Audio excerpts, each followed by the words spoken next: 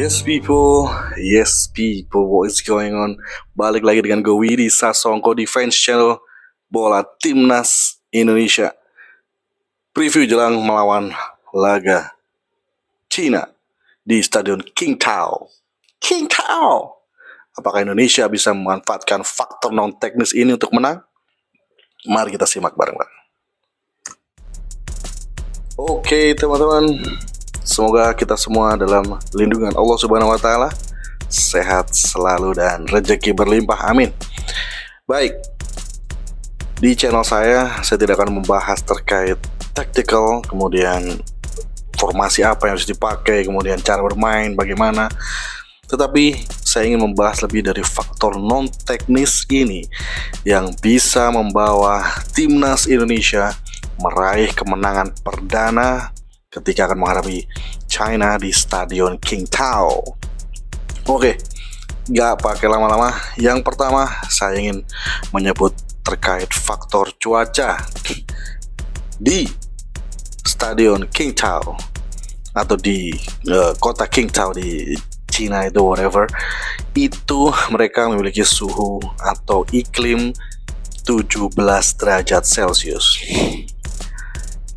Seperti kita ketahui, faktor ini sangat menguntungkan bagi timnas Indonesia, khususnya bagi pemain-pemain yang berlaga di benua biru Eropa. Karena ada kemiripan suhu di sana, pemain seperti Nathan, Tom Hai, Miss Hilgers, ya, banyak banget pemain-pemain kita yang abroad, dan ini bisa dimanfaatkan oleh mereka semua karena mereka bermain di suhu yang biasanya mereka alami. Oke. Tapi sebaliknya memang iklim 17 derajat Celcius ini sedikit tidak ramah bagi pemain yang tidak berlaga di Eropa, seperti Rizky Ridho, Malik Rizaldi, ya, Witan Sulaiman. Mungkin Marcelino masih bisa lah ya, karena dia main di Oxford walaupun belum pernah turun ya, tapi dia sudah merasakan iklim yang hampir mirip ya. Kemudian Pratama Arhan juga dia bermain di gue lupa main di mana, di Korea apa di Jepang, gue nggak tahu.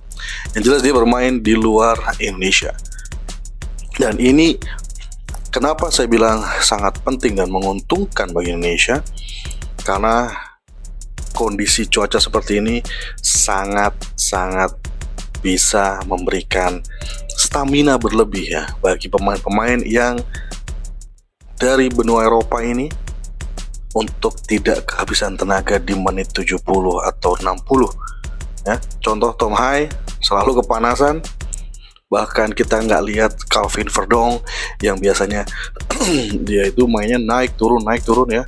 Dia lebih terisolir di sebelah kiri untuk menghemat tenaga. Nanti kita akan melihat kualitas sebenarnya dari Calvin Verdong, Tom Hai, Marcelino Ferdinand, dan juga pemain-pemain yang lain untuk bisa berkontribusi lebih dan menyerang Cina habis-habisan. Oke, baik. Faktor yang kedua, non teknis yang kedua adalah faktor moral, mental. Ya, mental dari pemain-pemain Cina ini benar-benar hancur setelah dihajar kanan kiri oleh lawan-lawan. Tidak bisa berbuat banyak walaupun mereka mencetak 2 gol. Tetapi faktor mental secara psikis ini ingin agar Cina sendiri untuk bisa menyerang Indonesia habis-habisan. Dan lu tahu apa akibatnya ketika lawan menyerang kita habis-habisan? Ya, kita punya pemain cepat seperti Malik Rizaldi, Marcelino, Witan, Orat Mangun, Stroik, dan bahkan Calvin Verdong. Ini bisa menunjukkan speednya. Jadi either kita akan bermain reaction football ya dengan counter, atau kita mengurung mereka habis-habisan dengan keahlian dan kematangan pemain-pemain timnas Indonesia dalam build up play. Oke.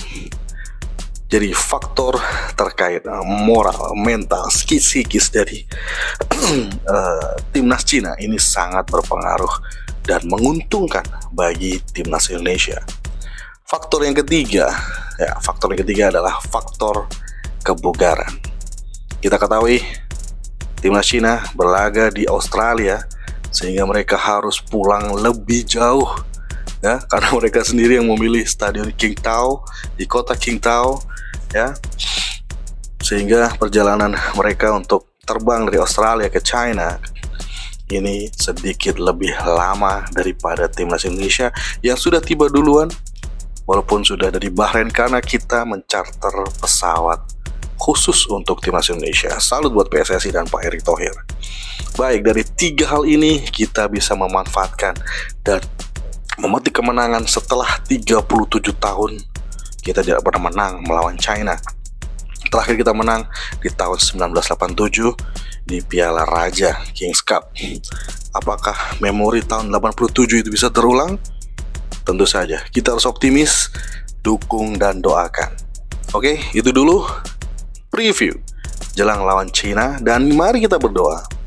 Mari kita berdoa supaya wasit wasit dari Uni Emirat Arab ini, Omar Al itulah, tidak aneh-aneh, karena dia sudah terbukti kontroversial dan sudah terbukti aneh-aneh dari awal.